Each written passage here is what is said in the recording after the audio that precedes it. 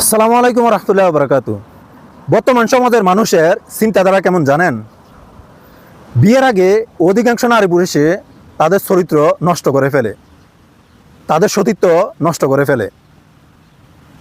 অথচ সেই নারী পুরুষগুলো যখন বিয়ের বয়স হয় আর যখন তাদেরকে বিয়ে দেওয়ার জন্য সিদ্ধান্ত নেয়, যখনই শুনে যার সাথে বিয়ে দেবে সে আরেকটি বিয়ে করছে, তখনই শুরু হয়ে যায় সব আপত্তি। তখন বলে কি জানেন? যে আরেকটি বিয়ে করছে তার নাকি চরিত্র খারাপ, যে আরেকটি বিয়ে করছে তার নাকি চরিত্র নষ্ট হয়ে গেছে, তার নাকি সতীত্ব নষ্ট হয়ে গেছে। নাউজুবিল্লাহ।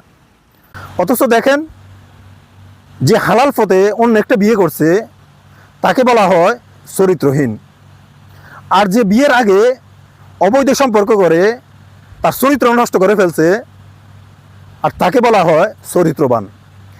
এটি সমাজের বাস্তব চিত্র।